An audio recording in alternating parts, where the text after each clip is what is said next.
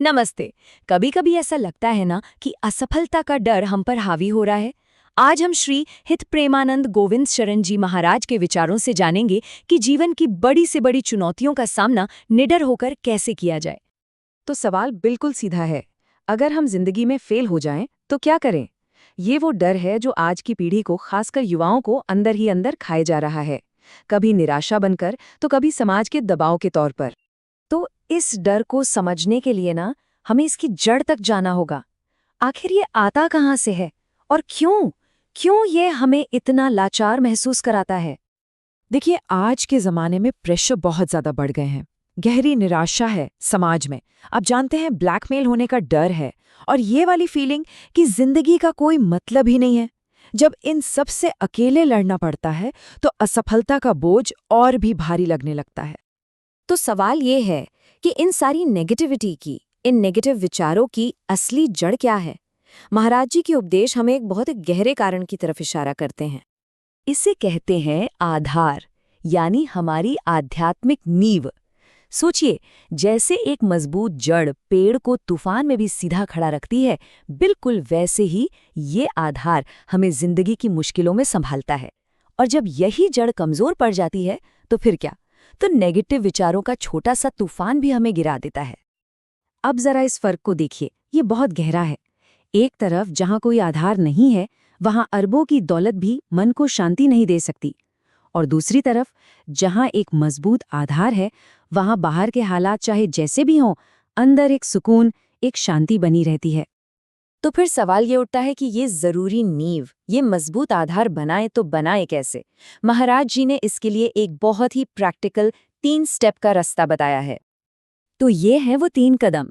सबसे पहला, एक पवित्र चरित्र बनाना, क्योंकि असल में यही हमारी असली दौलत है।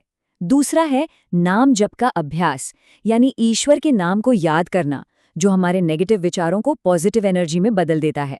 और तीसरा, भगवान पर अटूट विश्वास, एक ऐसा भरोसा जो हमें हर हाल में संभाले रखता है। चरित्र के महत्व पर, कैरेक्टर पर बहुत ज्यादा जोर दिया गया है। जैसा कि कहा गया है, चरित्रवान व्यक्ति के पास ऐश्वर्य चरण चूमता है। इसका मतलब साफ है कि असली दौलत और मन की शांति चरित्र से ही आती है।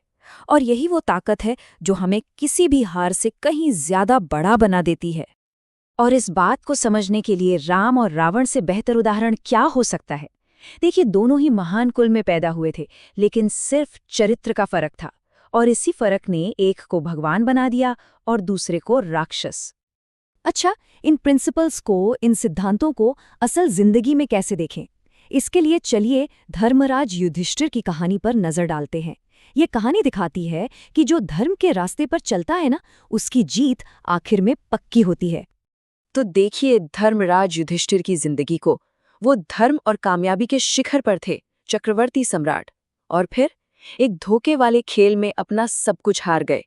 सोचकर देखिए, 13 साल का मुश्किल वनवास और अज्ञातवास। किसी के लिए भी ये सबसे बड़ी हार लगेगी, है ना? लेकिन क्योंकि वो अपने धर्म और अपने आधार पर टिके रहे, आखिर में जीत उन्हीं की हुई और वो पूरे सम्मान के साथ सिंहासन पर वापस लौटे। तो इस कहानी से जो सबसे बड़ी सीख मिलती है वो ये है, अगर हमारा रास्ता सही है, धर्म का है, तो कोई भी हार, चाहे वो कितनी भी बड़ी क्यों ना लगे, कितनी भी नाइंसाफी भरी क्यों ना लगे, वो हमारी आखिरी हार नहीं होती। हमारा आधार ही वो ताकत है जो हमें यकीन दिलाता है कि अंत में जीत तो सच की ही होगी। तो चलिए, अब इन सभी बातों का सार निकालते हैं। हम अपनी इस आध्यात्मिक नींव को, इस आधार को कैसे मजबूत कर सकते हैं? कौन सी हैं वो जरूरी बातें जो हमें हमेशा याद रखनी है? तो चलिए, इन जरूरी बातों को हमेशा ध्यान में रखते हैं। पहली बात, नेगेटिव विचार तभी पनपते हैं जब हमारा आध्यात्मिक सहारा कमजोर होता है। दूसरी, हमारी असली दौलत हमारा चरित्र है, दुनिया की चीजें नहीं। तीसरी, नाम जप जैसी साधना हमारे सोचने के तरीके को बदलने का एक बहुत पावरफुल टूल है। और आखिर में, अटूट विश्वास, यही हमें हर हार को सहने और उससे बाहर निकलने की ताकत देता है। और अब जाते जाते एक बहुत गहरा सवाल, जिस पर जरूर सोचिएगा। वो एक चीज क्या है जिसके मिल जाने के बाद कुछ और पाना बाकी नहीं रहता? ये सवाल हमें अपने जीवन के असली मकसद और उस असली आधार के बारे में सोचने पर मजबूर करता है।